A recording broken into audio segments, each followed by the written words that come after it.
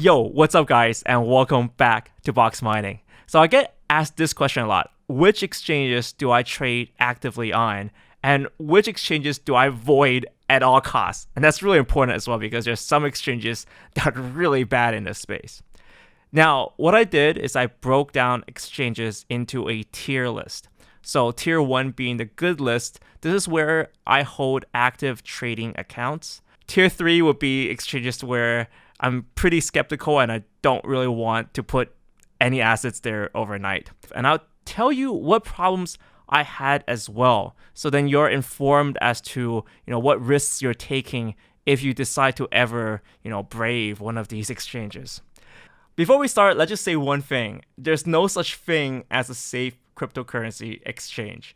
I learned that the hard way back in 2012. I left my Bitcoin in the biggest and most reputable exchange at that time, Mt. Gox. And you guys know all how that turned out because that exchange crashed and burned and no one has managed to get their money out. Even after 5 years of legal battles, nothing's come out so far. Tier 1 exchanges are exchanges that I've held trading accounts for a substantial amount of time, maybe half a year to a year, and I actively use it. So let's start off with the tier 1 exchanges in no particular order. First up, we got Coinbase. Coinbase is one of the easiest ways to get into crypto if you live in the UK or the US. Basically, they have convenient bank accounts and they have the necessary licenses there. So there's really no hiccups when transferring cryptocurrencies onto the exchange when you're buying or selling.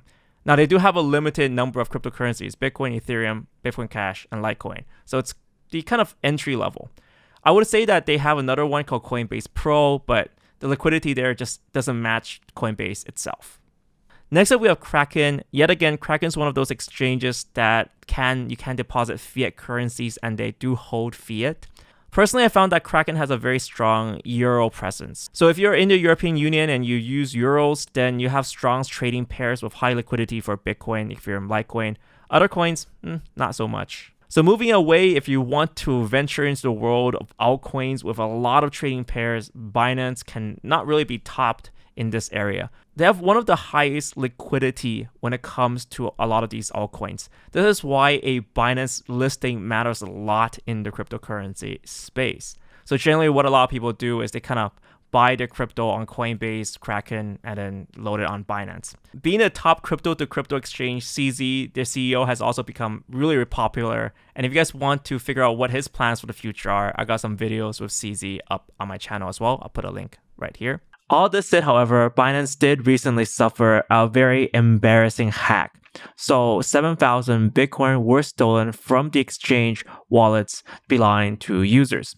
Now, Binance did make enough money and they have a special fund to cover instances like this. So the exchange didn't have to close down or anything.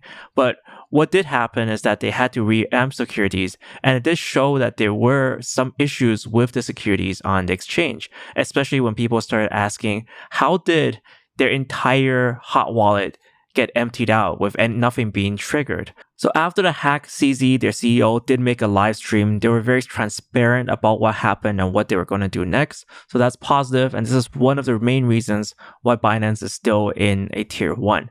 Also quite interestingly, if you look at their wallets, they do hold $2.45 billion in their cold storage wallets. So there's still one of the most active exchanges around with lots of real people on it. Next, we got Bitfinex. Bitfinex was one of the exchanges I used extensively before Binance. And the reason why is because obviously they have a lot of coins. And one of the reasons that I moved away was because they had a smaller selection.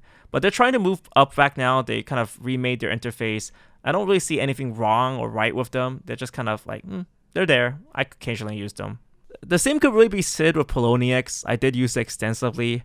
One of the reasons why I did move away from there was because their KYC, so know your customer, and removing the withdrawal limits, that took almost 3 months for me to process. And this was before when, during the bull run, there was a lot of activity.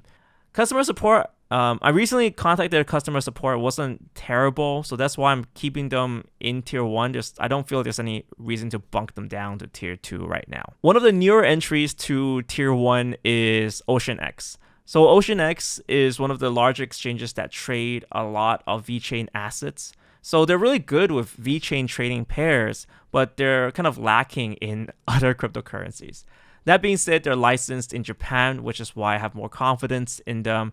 Now, moving down to tier 2 exchanges, these are exchanges that I use from time to time because they might have unique assets that are only available on that exchange. So I generally tend to leave assets there for maybe 1 to 2 months max. Starting off, we got KuCoin. So KuCoin's got a lot of assets on their exchange, and not all of them have the best liquidity, but they're listed. KuCoin really gained a lot of attention when they started with their 50 Bitcoin withdrawal limit per day. You don't need to do any KYC, you can withdraw up to 50 Bitcoin. Obviously, that's not cool in the long run, and they changed the policy since then. But it kind of really left me in the impression that they were really desperate for new people to come into the exchange. That's why they had these crazy limits. So that's why it's in tier 2, not tier 1. Next up, Huobi and OKX. I'm going to kind of talk about them together because these were the main titans of China. They were huge exchanges and they had huge fiat on-ramps into cryptocurrencies and lots of legit Chinese users. But the problem, of course, was the exchange banning China.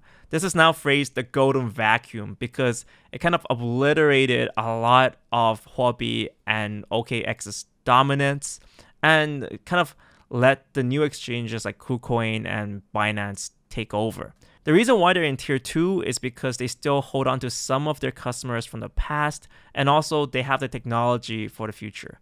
And I do want to say that the Chinese government has been rumored to kind of allow these exchanges to operate, but also keep tabs on everyone on these exchanges. And now onto the infamous exchange, BitMEX. So BitMEX is famous because you can have huge leverages, so up to 50 times leverage. Now BitMEX is definitely used by a lot of traders because of the huge leverage you can have there and the organic kind of leverage and contracts there as well. You don't actually own physical Bitcoin when you do leverage trading, but you do own contracts. One thing I do want to note as well is that if you ever accidentally log into BitMEX whilst you're in the US, you're going to get your account banned. So just be really, really careful about that because contacting their tech support to unban an account, I've personally done it. It took me nearly 3 months of just back and forth emails and documents. It's a mess. So not cool for Americans, and I do know that some Americans use it with VPN. Just make sure you're really, really careful because it's so easy to get banned straight off the bat with that. Now moving on to my lowest tier, tier 3. These are exchanges I generally try to only use for 1 day. So I try not to leave any assets on these exchanges. But if I really have to trade an asset there, I'll do it. And I'll tell you kind of some experiences I had with these. So let's move to it.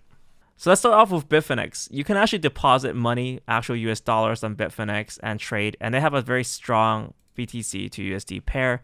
But unfortunately, recently, we all know this legal case by the New York Attorney General against Bitfinex over a case of missing $850 million. Something I want to add about Bitfinex is that they managed to raise $1 billion via their initial exchange offering to kind of boost their exchange and also raise money to cover this lawsuit filed against them by the New York Attorney General. So I have a full article about that. I'll put a link down below. BitMEX is also another one that's in tier 3. They do have interesting tokens. I know a lot of you guys, you've been asking me to use it and try it out, and this is why I did. For me, I'm personally very skeptical against exchanges that do have trans mining. So this is when you kind of gain credits or exchange tokens in return for trading. This directly incentivizes wash trading on that platform. So you do see these ridiculous volumes up here.